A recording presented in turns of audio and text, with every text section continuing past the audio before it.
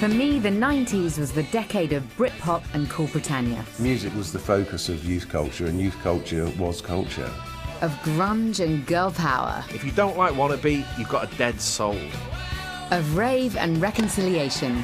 It was a decade of opportunity, of hope, of change in all areas of life. A time when young people gatecrashed the mainstream and took over art and television. I think it's one of the few decades in British history where it doesn't pay to be posh. It felt like we had won, and it was completely brilliant. And there were some wild moments along the way. When she reached 18, nothing stopped her. She actually went like a volcano. Those are the days, Ange. They certainly were, darling. During the 90s, I went from teenage raver to ginger spice to solo star. And I'll look back on it as a time of real opportunity when Britain was at its very best. Just looking back, I've realised the 90s really was a snapshot of a time that went, yeah, it's okay to be you, it's okay to be yourself. We'll celebrate that.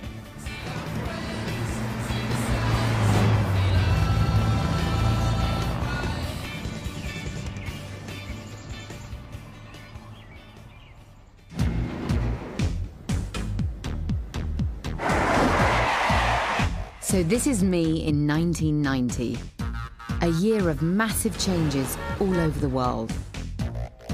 The great Nelson Mandela walk to freedom. Europe celebrated the fall of the Berlin Wall. And Britain's Iron Lady, Prime Minister Margaret Thatcher, resigned following the poll tax riots. We're leaving Downing Street for the last time after 11 and a half wonderful years. Yes, I was one of Thatcher's children, a teenager during the 80s, and I was brought up in Watford, North London. And even as a kid, I was dreaming of fame and fortune. And that's me with my lovely dad. We weren't a typical working class family. Dad was British, my mum was Spanish and much younger than him. She's lived here longer than most, yet she's still got a really strong accent. She's never lost it. She always been very happy child and very happy girl, and she was very kind with people too. But I never thought, honestly, truthfully, I never thought she would be so famous like that. You always try to show off, do you? Really? Look, except for people, oh, look at me, look at me, look at me. Singing all the time. You love it, the performance. It must be a bit annoying. Yeah, yeah. Sometimes you get in people's nerves, Yes, but it's of all right, course. you know. Yeah, I understand. Yeah, but you're So- lovely girl. Mwah!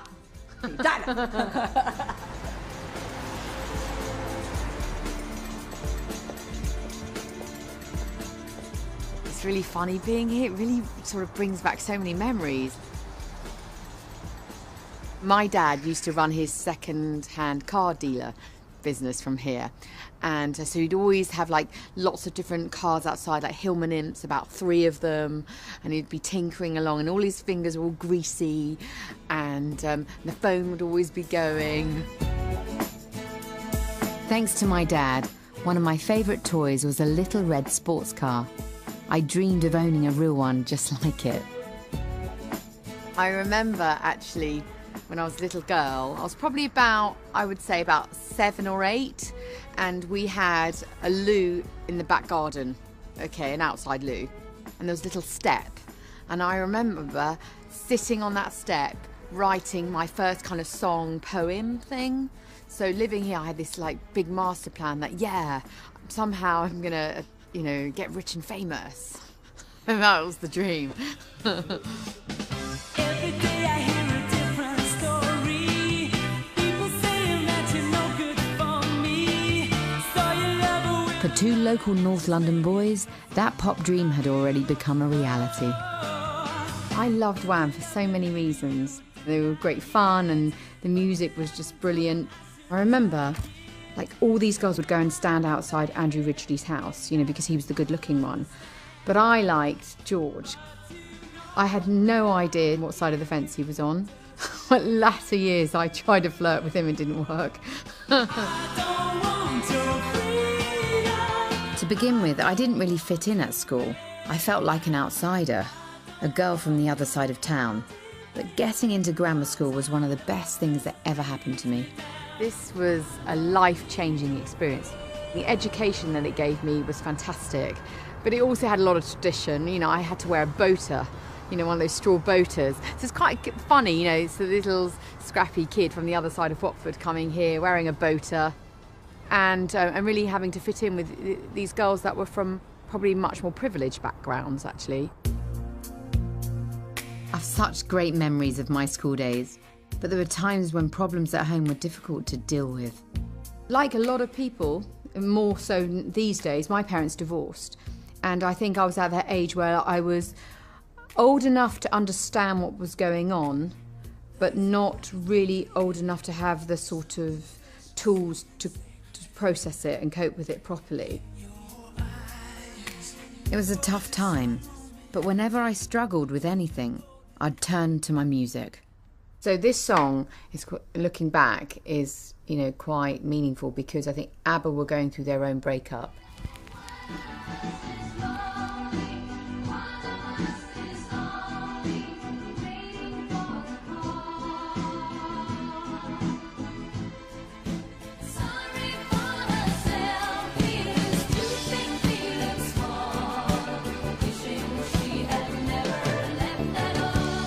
You know, songs that have always been like the soundtrack of our lives, you know, so you hear that again, you're transported back.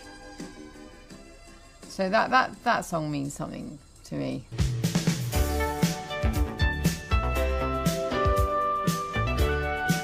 As a teenager, I was very insecure and really lacked confidence, especially with boys.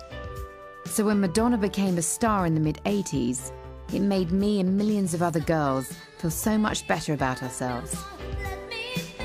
I think teenagers can connect to feeling trapped. You're too old for the teacup ride, but you're not big enough for the big wheel. You're somewhere in between. And I think great pop records, when they wrote about that kind of thing, you really connected to it. And I think that's why I connected to Madonna. And you can dance for inspiration. I remember going to see Desperately Seeking Susan.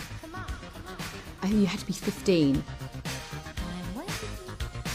And I think I may have been 12, and I remember putting socks in a bra. I didn't even wear a bra. I got in, I was like, yes! It was very, very unairbrushed. It was like, yeah, this is me with all my little rubber bangles, and this is me with my 3 bras on at the same time. You know, the music was great, the story was great. I was just blown away by it. So that's me at 17 in 1989, a wannabe Madonna who decided to quit school. And even though Mum didn't agree with me, she always supported me. She has stood up for me and been by my side, and she's got this very strong character. You look like Marilyn Monroe there. It's nice, isn't it? No matter who you are, whoever I've introduced her to, she's like, what do you want? What do you want with my daughter? Here's my homemade silver rave outfit. When I turned 18 in August 1990, the new music scene gave me the opportunity to be even more rebellious. I loved being part of the rave scene and the way it united young people in clubs, warehouses and fields across the nation. The 80s, if you were doing well out of it, was an individualistic decade. It was the decade of the yuppie, of the bond trader, of the big bang in the city, about me, me, me. And the culture that arrives at the tail end of it isn't about that at all. It's a revolt against it. It's about loving each other. The ethos of rave and of club culture at that time was this real thing of togetherness, of shared experience, that we were all in it together. The music I think of at this time is early Chicago house, Frankie Knuckles, 10 City, Joe Smooth, tracks like Promised Land, which have this almost reverential, kind of slightly biblical, gospel-like air to them. God bless my mother. I'd been such a good girl up until I was 17, and then suddenly I'd met these people to say, come raving, and I remember coming back to my mother going, Mother, I found my people. She was like horrified. When she reached 18, nothing stopped her. She actually went like a volcano. So was I a nightmare? So a bit? Oh, well, it was a nightmare. But it's better you be a nightmare when you are a teenager. Yeah.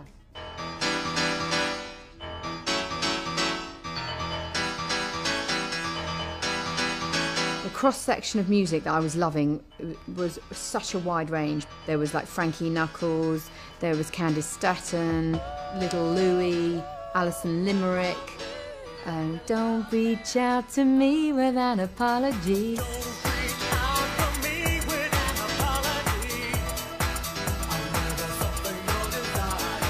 I loved it when it was like a really heavy bass, but then something really melodic and that touches you and you're like, yeah, I feel it.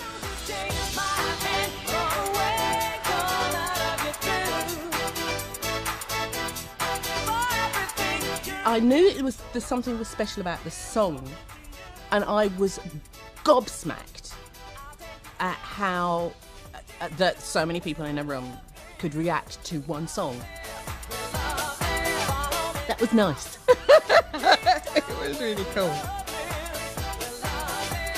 The mix that it got in America with Frankie Knuckles and David Morales just took it to another level, and it's that mix that went on to be loved by lovely, lovely, lovely audiences around the country and in America. I've had who have said that they wouldn't have been born if it hadn't been for my song, which is slightly worrying. Along with my old friend Angela, I started hanging out in the Gamebird pub in Watford. It was a great meeting place for hundreds of young ravers. It used to be packed, didn't it? Yeah, and there was a DJ as well, wasn't there? Those are the days, Ange. They certainly were, darling.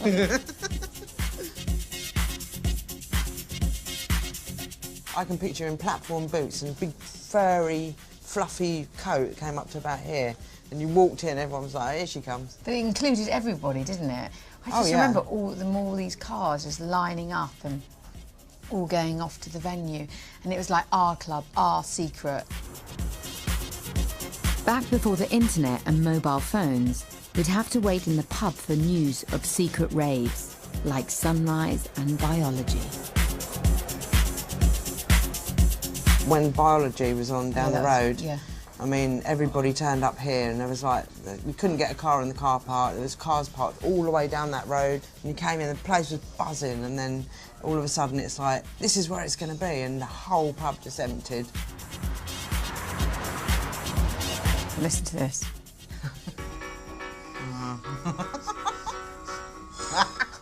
Takes you back, doesn't it? Yeah. Do you have those sort of really crap dance moves? People would do that sort of like big box, little box. I know, yeah.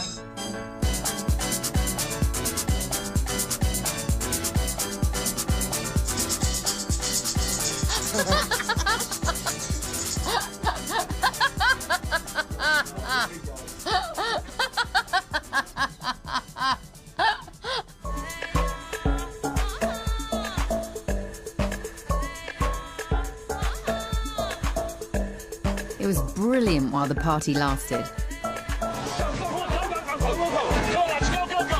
But soon the government and the police took action to clamp down on the rave scene.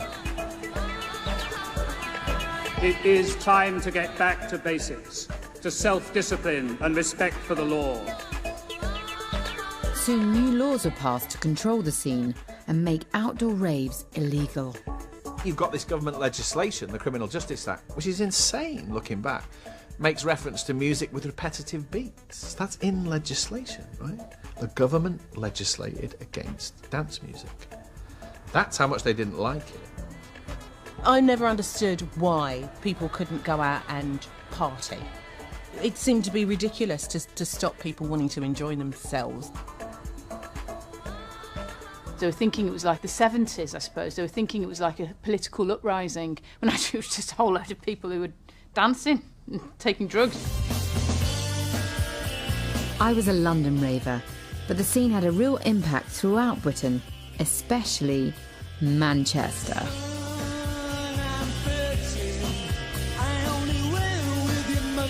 I cannot emphasise enough what a great place the Hacienda in Manchester was. I mean, it's arguably the most famous club there's ever been.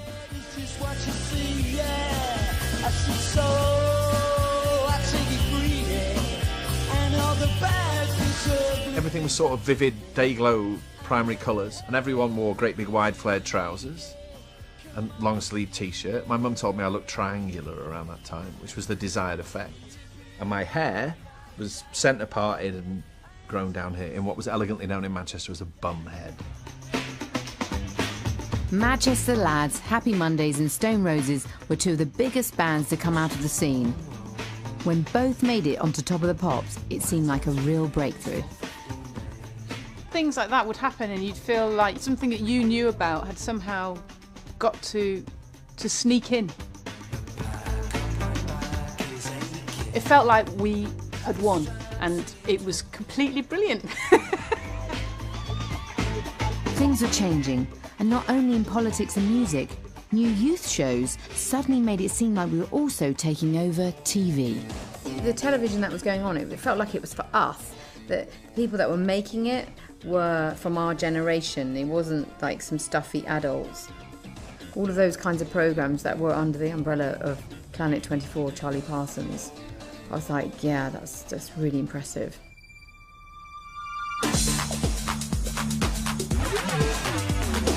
I felt, and Channel 4 agreed, that there was an appetite for an entertainment show which would be very different, aimed at 16 to 34-year-olds, and that essentially was what The Word was. The Word. I think you've got to be really drunk to watch this show. If I had a body like you, I probably wouldn't want to take my top off. It was a reaction, if you like, to the kind of rather staid world of TV that had been before, and in some ways a reaction to some of the youth programmes of before, which were a little bit sort of pompous and pretentious. It's the end of this part of the show, and it's also probably the end of my career, but thank you so much for giving me the chance. Good night. The Word was for my generation. It had energy and attitude. It was great to see this spirit on morning television too. Hello! It's me! How are you? The ethos of the production company was that we put so much work into it. Every individual show was so carefully crafted and had so much in it. And I think in TV terms, it actually changed the way TV was made. Let's see the carpet! Like most teenagers, I wanted to be famous.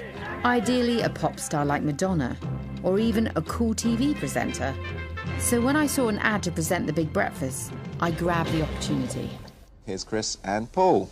No, I'm Gabby. Peter! I had all these motivational things, like there was a picture of Charlie Parsons, like look what he's done. I had these, things like persistence beats resistance. My first encounter with Geri was when she sent an audition tape to a strand we had on The Big Breakfast called Trash Talk, which kind of encouraged people to be wannabe presenters. Okay, coming up, we've got news, reviews and interviews. Girls, you're in for a treat. I don't think it got very far, and I've got a feeling Gabby was a little bit rude about it, but it was in a whole series of things and we just had a bit of fun. We've got that quarterback, Dan Marino, coming over. Okay, 100% your beat. Okay, I'll see you right after the break. Gabby Roslin, she took the mickey out of me and she went blah, blah, blah, blah, blah, blah, blah, blah, blah, blah. And I was like, oh my God, and I really liked her. I was so gutted. It's like, oh, that's my first go. Never mind. Move over Madonna. She said, have a It was a bit of a setback, but I didn't give up. I soon got work on Live TV's Fashion Police. Maria, what are you wearing? You're in a serious need of a makeover. And had a Madonna cameo appearance on Dance Energy. Strike a pose. But my first proper TV success came when I appeared in front of millions in Turkey. Hard to believe now, but I recorded many shows over there and became one of the glamour girls of Turkish television. Hug that pillow, Geri. It's a bit like The Price is Right, but this was called Let's Make a Deal. In Turkish, it's Sesh Bakalam. And so I had to, wear a gown and love that television. And I signed my first autograph. It was a great job at the time, but I wanted to focus on my music and go back home. Since my parents' divorce, Dad had lived on a high-rise council estate in Watford. I'd always remain close to him, and I'd visit him whenever I could. My dad, he had like this massive collection of books that he would share with me, and also a big record collection. He was just like a real character, And he was also one of these people that, when someone doesn't quite fulfill their potential but had so much of it, for various reasons, we all get dealt stuff in life, and you just think, I feel for him, you know, because he, you know, deep down he was a good man.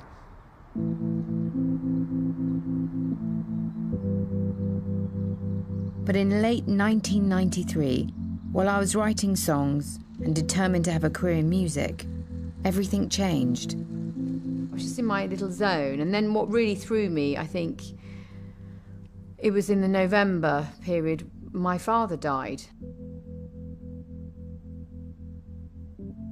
I was almost paralysed by grief. I didn't have the sort of tools to process it.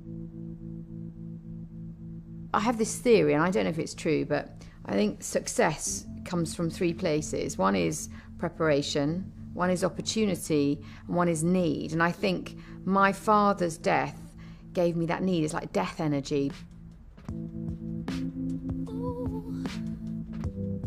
It drove me into sort of really sort of militant work. Okay, I'm going to do this, you know, and that went on. You know, suddenly I met, you know, the girls in the band, and suddenly I found something that I could belong to and sort of distract myself from what, you know, all that sort of pain and grief that I just didn't understand. In March 1994, I answered a small ad in the Stage newspaper. They wanted 5 streetwise girls to join a new band. No prizes for guessing the ringleader. This would be the beginning of my greatest adventure, the launch pad for an all-conquering girl gang. We are so lucky. We are doing exactly what we want to do. We're pursuing a dream. I'll tell you what, there's millions of kids out there that want to be pop stars.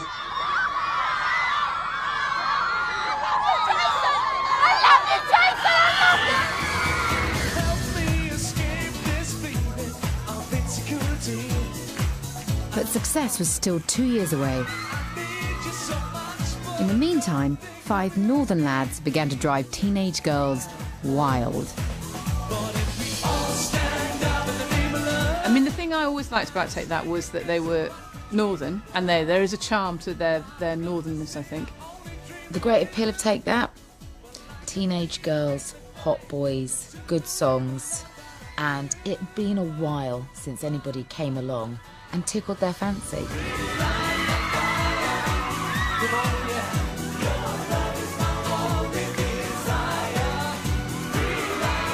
They were approachable and they were funny, you know. I think especially after something like, say, New Kids on the Block, where they were just seemed miles away, you know. Whereas Take That looked a bit more like somebody you might know.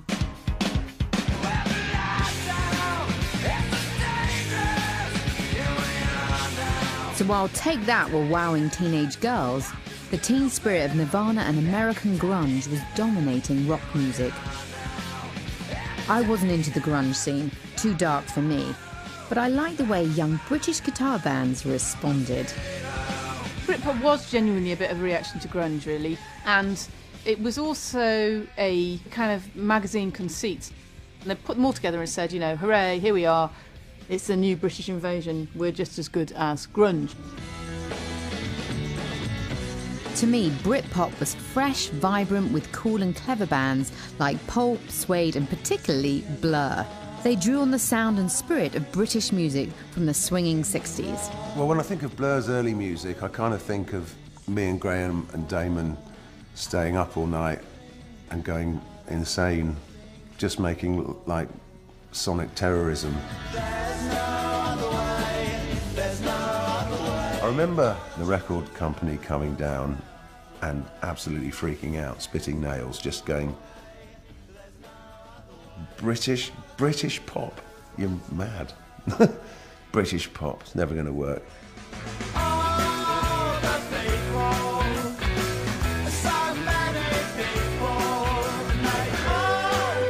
We were young, what, 20, 21, and being in the thick of it as it happened just made us feel quite proud to be British, and I think we kind of knew we were onto something.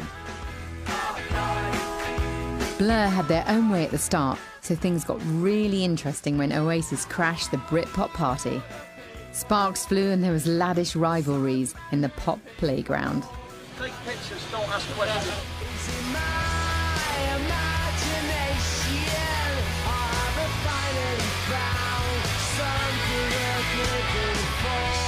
They themselves said There's nothing that complicated about our group. It's about cigarettes and alcohol and having a good time with your mates. I think that's pretty much a verbatim Noel quote from the time.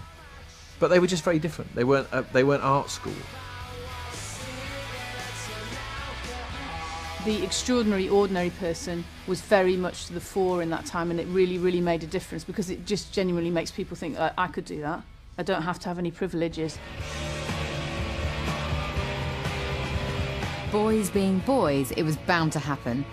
I remember how in 1995 the two heavyweights of Britpop squared up in the battle for #1. Manchester band Oasis and their arch rivals Blur released new singles today, each hoping to reach the #1 spot next week. The music industry hasn't seen anything like it since the Beatles fought it out with the Rolling Stones in the 60s. But despite their swagger, those northern upstarts Oasis came off second best. But tonight, there's no denying Blur are top of the pops. I think it's easy to overlook what a tribal thing music was. Sad story begins. Sensei dweller, successful fella. He thought to himself, but I've got a lot of money. I don't know where it went wrong really, but boy it did, didn't it? Lives in a house, very big house in the country. He's got a hole in his chest, so he needs a lot of rest. Pop culture was still about the boys. Britpop became the soundtrack to the new lad culture. And now all-day drinking was legal, the party seemed to never end. Being in a band in the 90s was basically a license to misbehave, get drunk, tell everyone to fuck off and shag their girlfriend. Happy days. For me, you know, Blur with Cheeky Chappies, Oasis, great songs, really good songs, but what they were emanating was a little bit too aggressive for me. You know, and that was sort of that whole ladette culture. I couldn't connect with that. Lots of girls got in on the action too. On one hand, lads and ladettes got bad press in the tabloids, but on the other, they were celebrated by new magazines like Loaded. Loaded became like a rock star. And actually, I think that the way women were portrayed in the women's magazines, which were all about hair and beauty and relationships, like that's all women care about, didn't represent a lot of the women I knew. Lads was the first cover line used on Loaded magazine. So if you were involved at all in that scene and you expected to be taken as seriously as any of those men, then somehow you became a ladette. Loaded gets historically misrepresented, you know, all loads full of naked women, and it genuinely wasn't. We were just honest about the fact that we fancied women. And I think when somebody's got, you know, the full multicultural glory of Britain is kind of in there somewhere. It's clever. If you wanna be my lover.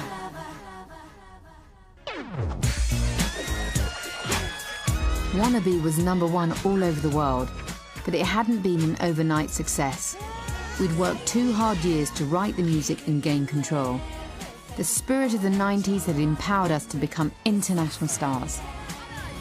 I think the word girl power existed before, you know, it was ever said by the Spice Girls. And what I think was good about it, it just felt less harsh than the word feminism. At that time, feminism was, for me, felt like a very harsh, bra-burning word. Sometimes in life, you have to hide vegetables in chocolate. You have to wrap it up so it's much easier to digest. I think it is first-base feminism, and any form of feminism is fine by me. So if you've got young women saying to other young women, you can do what you want, wear what you want, go out, enjoy your friends, they're just as important, if not more important than blokes, that is fine by me. And they did that all the time. Then came the 1997 Brit Awards, which I was really proud to be part of. It was a great moment to celebrate our country, and girl power had made the front pages. I remember I got given a black Gucci dress by this stylist, and I said, I'm going to stitch a flag onto it. And she went to me, no, that's National Front. And I just thought, no, that's not how I feel. I love all different kinds of races, and I think most of us do. That's what's brilliant about Britain. And so just because of what she said, I stitched on the back a peace sign, just to say, you know, to rebalance it, just to make sure. And that's all that was about, was just saying, you know, Britain is great and it includes everybody and I want to celebrate it. And I think it was how everyone else was feeling. Something patriotic was happening in Britain. And it wasn't just me in my Union Jack dress. There was Noel Gallagher with his Union Jack guitar, David Bowie with his Alexander McQueen coat. Without a doubt, the Jack was back. It was interesting because we used the Union Jack, and the Union Jack for a long time had really odd connotations. Only a few years before that, the British flag is still associated with the right wing, with National Front, with skinheads. For me, this is finally a time when it's your ability to reinterpret what Britain is that suddenly starts to count.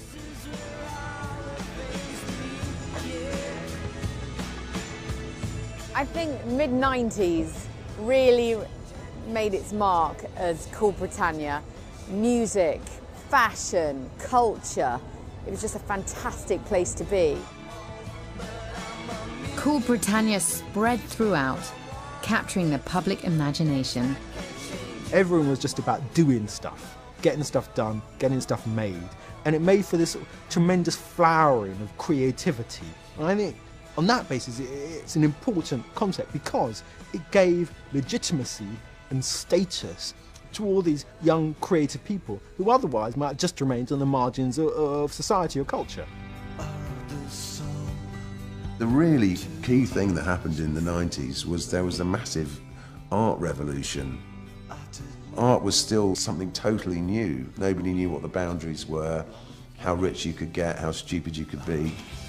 I mean, it was brilliant. There's Tracey Emin's Bed, which is fantastically controversial because it's an unmade bed. Well, that's what it looks like anyway. It's actually a comment on all the ways that women have been portrayed in art.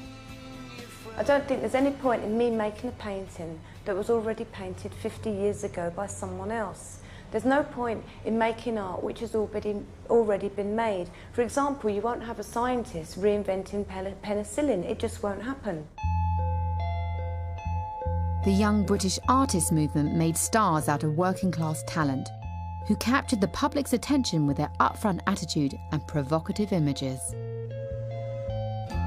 And obviously you have Damien Hirst and his Shark, which becomes the iconic work of the 90s. It's a beautiful, powerful, problematic and puzzling piece of work. So these figures, Damien especially, Tracey Emin, become household names. They go from being young, at some point impoverished art students, to becoming fabulously famous. At the beginning of the 90s, modern art was a complete joke. It was written in italics or inverted commas whenever it was referred to in the newspapers. By the end of the 90s, Tate Modern was the most visited tourist attraction in Britain. Greater opportunities for everyone allowed Kate Moss to emerge as one of the most successful supermodels.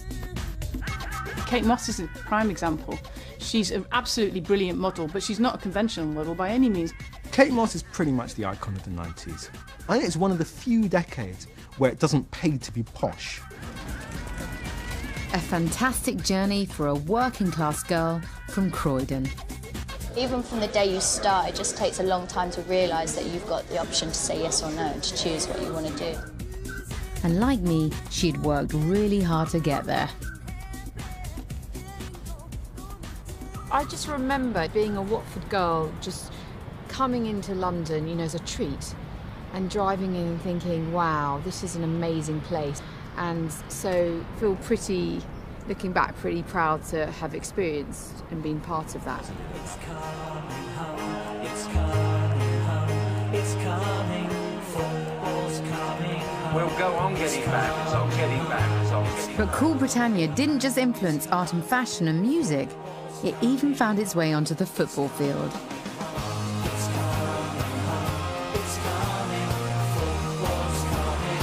By some tremendous stroke of luck, the European Championships arrive in England. Everybody liked it, didn't they? 3 lines on a shirt, jewels from May still gleaming. I mean, the lyrics were quite well turned, and it was, by association, it was kind of a Britpop record. Tony Blair, that autumn, I guess, when he makes his conference speech, just shamelessly takes it. Labour's coming home. 17 years of hurt never stopped us dreaming Labour's coming home. By that point, it's like he was in power. People look back and they forget that John Major lingered on. In May 1997, with New Labour's landslide victory, Tony Blair found himself in number 10. We were away on tour at the time, but there was a real feel-good factor back home. I remember, there were all those people, lots of Labour Party supporters, waving little mini Union Jacks, and it just sort of had this sense of sort of something different, something fresh, something new. And this new Labour government will govern in the interests of all our people, the whole of this nation. That I can promise. I mean, I have to say, it was absolutely amazing when Tony Blair was elected. It really was. We suddenly got somebody who was young, whose family was young, who seemed quite young. It felt like an old generation had gone. Regardless of your politics, one great thing about the new government was the number of women. Girl power had arrived in Parliament. Suddenly, 101 Labour women MPs. It was such a large number. And I suppose it was going to happen, that they'd try and find some way to, give a badge to this. And so the badge was Blair's Babes. I have to say, at the time, I wasn't that fussed about it. I was so over the moon about us winning a general election. And it really spoke to, women outside of politics as well.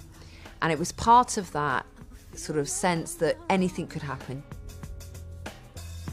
I mean, obviously, going down to Parliament was so exciting. And it was like starting some sort of school, but it was like no school I'd ever been to. It was like Hogwarts plus sort of thing like this, that building.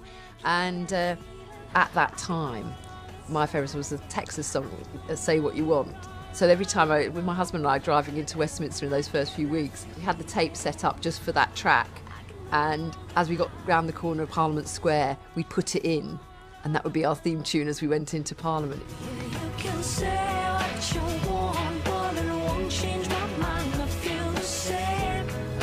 The man who likes to hang around at number 1 reached number 10 today. Is this government going in the right direction now? In the summer of 1997, the Britpop party reached Downing Street. Having Alistair Campbell, who came from a newspaper background, to manage his spin, if you like, as it was called later, was very, very important in both his victory and the way he performed. I think one of the differences between the 90s and maybe the 70s and 80s was that the machinations of government became more apparent. There was a lot more visibility, there was much more transparency in the way that politics was spun. Part of the spin thing is that we had pretty much of a battering from sections of the media. So there was, if you like, message discipline, but it was from trying to make sure that we did everything we could to enable Labour to be seen as credible and confident in what we were doing in government.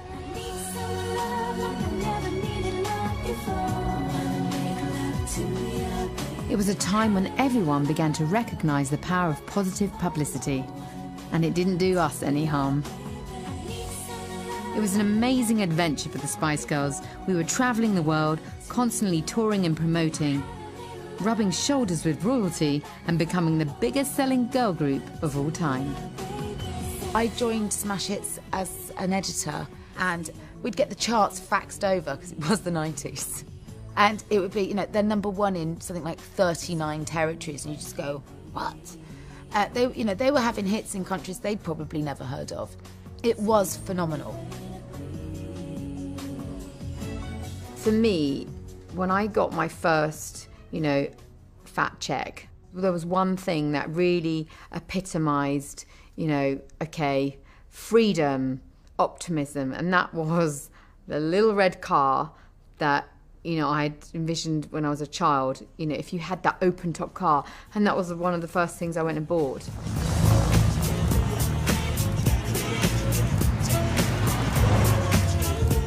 First thing I did was go and buy this very car, and I was like, wow, I've arrived. And for me, I think money represented freedom as well, and this car was like, yeah, you know, I can have a say in my own destiny. This is it. Woo!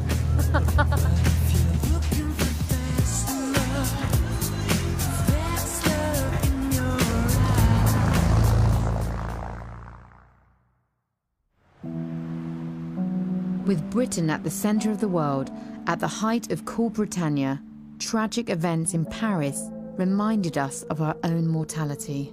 Diana, Princess of Wales, has died after a car crash in Paris. She was taken to hospital in the early hours of this morning. Surgeons tried to save her life for 2 hours, but she died at 4 o'clock. One of the things that really struck me when Princess Diana died was, you know, the outpour of grief. And, you know, there was a huge amount of grief that sort of flooded the nation. Obviously, she embodied so many qualities that, you know, we all admired. And the only thing I think that came positive out of it is that, you know, as a nation, everyone came together and was incredibly supportive and were very affectionate with each other in grieving.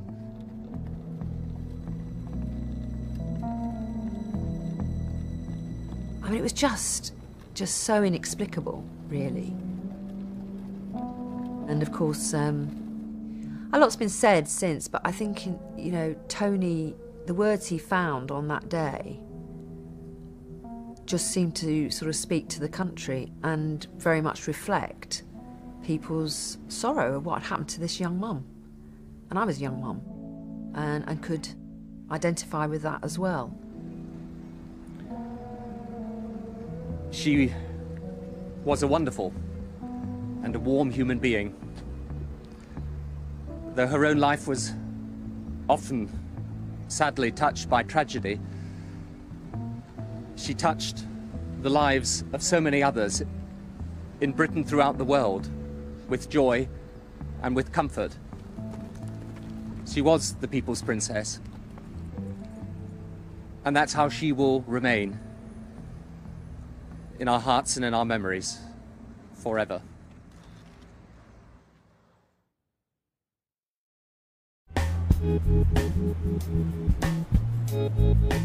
Princess Diana's death had a huge impact on everyone, including me. It was this, followed by a visit to South Africa for an inspiring meeting with Nelson Mandela, that made me reflect on my own path in life.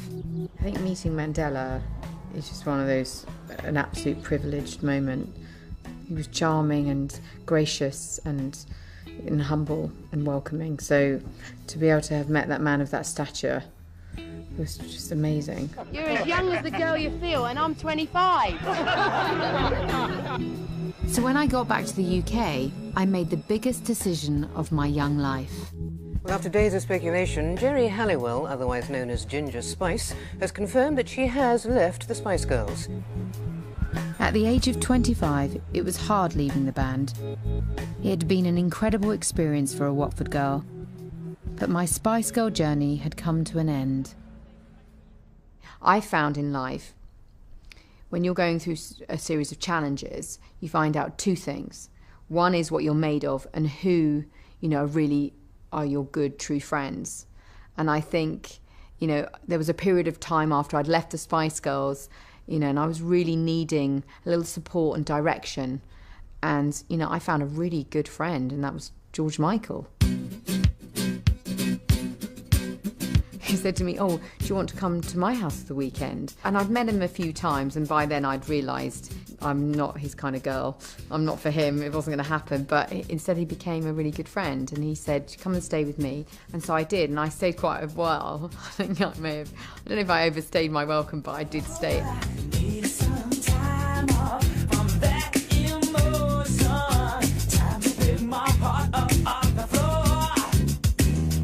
They always say be careful about, you know, meeting your idols because they never can live up to what you think, but actually he became something better. For me, if there's one track that really captures George at his best, it has to be Freedom. I really love this song.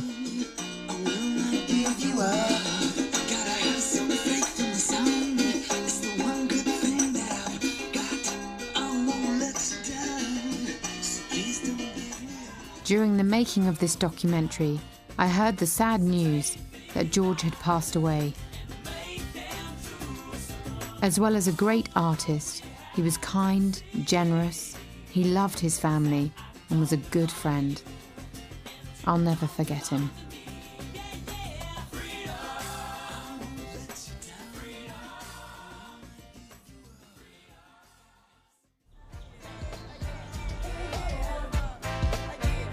In the summer of 1998, I started to take decisions about life after the Spice Girls and sell off some of my most treasured possessions for charity. I was moving on from the band and I wanted to say, you know, this is a fresh start, and I thought maybe we could do some good about all the things that I accumulated, so I sold off some of my clothes for charity and that car. And it was one of those things, you know, it felt, yes, very cleansing, but I think I always was a little bit nostalgic and a little bit regretful, if I'm honest. And I'd always sort of harp on about it. I think, oh, that was such a cute car. I accepted the invitation to become a Goodwill ambassador for the United Nations, educating young women around the world on sexual health. I believe that everybody deserves to have control of their life, and that means having control over your fertility. What I learned was that most people want to be heard, and we all deserve education, and when you give people education, it gives them choices. And you know, you could bring the world's press with you and go, look, I don't know the answers, but well, look at this. And suddenly So when she did that, and she thought in her mind it was Marilyn Monroe, I thought, I don't know about Princess Charles, what she thought he was, if Kennedy, I suppose. But in the fantasy world, that it was fantastic. It was that time. I never ever forgot about that it was very good.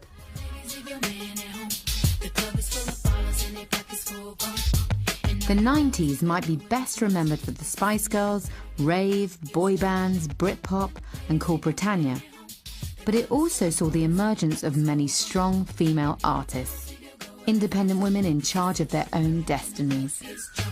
I think society goes through waves. It's like a pendulum that swings. And suddenly we had a real flush of great female artists.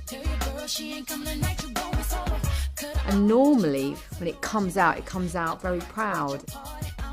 The Spice Girls opened the barn door for other women to come through, and you really can't underestimate what they've done in terms of just allowing other women to find a voice, have a voice.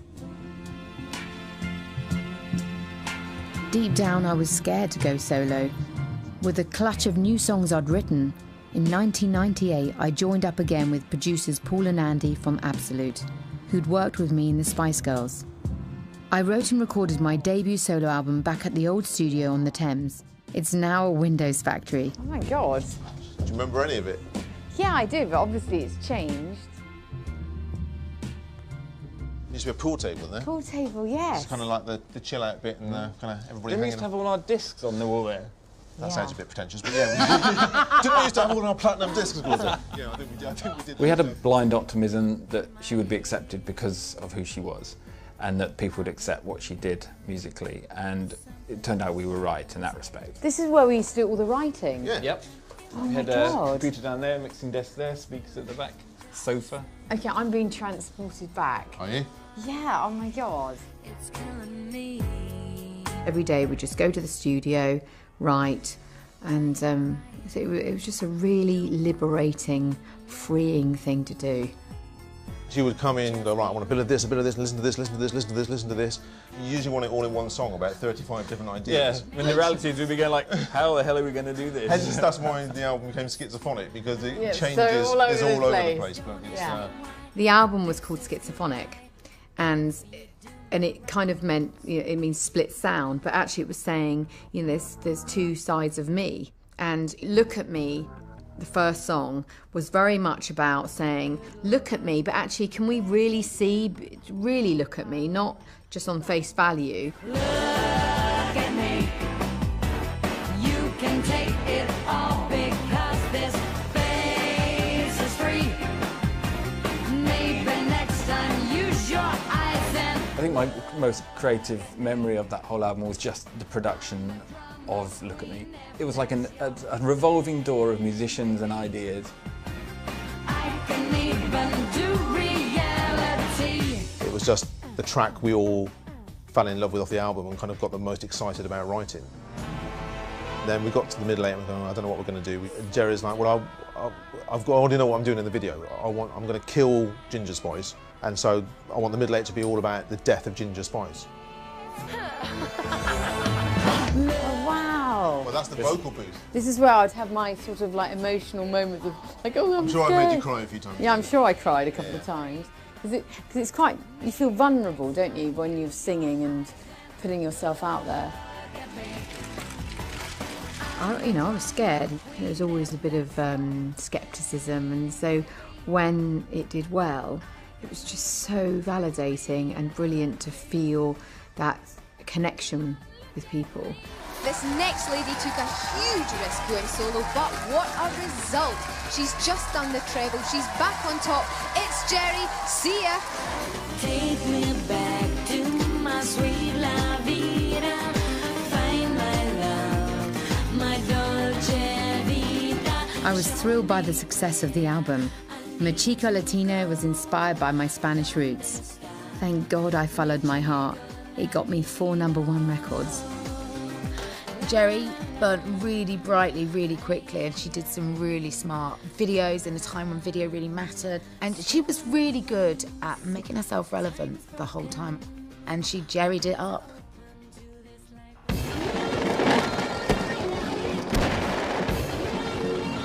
When the new millennium arrived, Britain celebrated in style. Looking back on the 90s, the world had changed so much in so many different ways.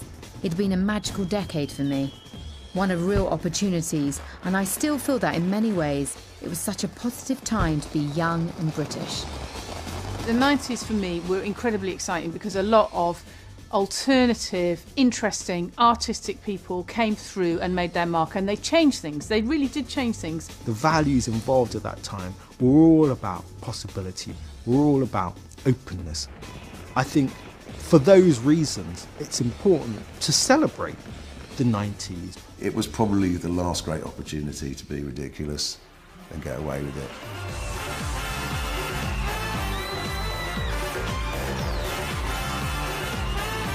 What better way to end my decade?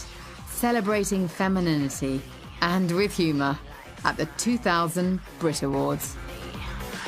I don't think we knew much about the actual Brit performance. We were invited. She did tell us a bit about it. She said you're going to be quite surprised. What I think I'm she gonna kept do. it from us, yeah. So it was like, and so I don't remember kind of going. Yeah. There's going to be a big pair of legs, and Geri's going to come flying out of her vagina. On top of that, she's pole dancing, and so it's like, it wasn't subtle, that's for sure.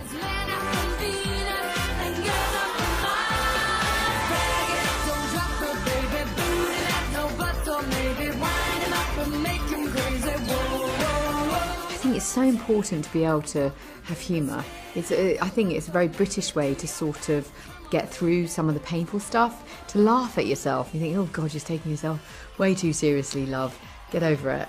So I think, that album for me was a really good reminder that just be honest, be yourself, get on with it. It was a good end to that decade.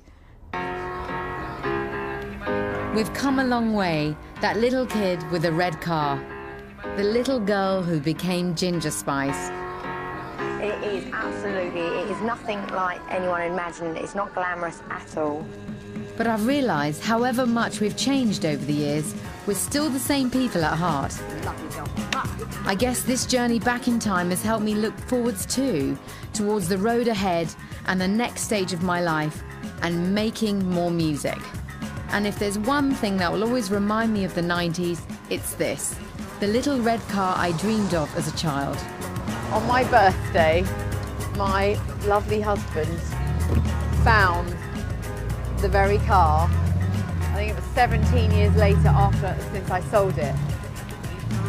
The guy that had bought it in the auction had still got it. I swear to you, I started crying when I saw it. I couldn't believe it. This car represents a 90s dream, the freedom, and this little MGB roadster is me. I just love it.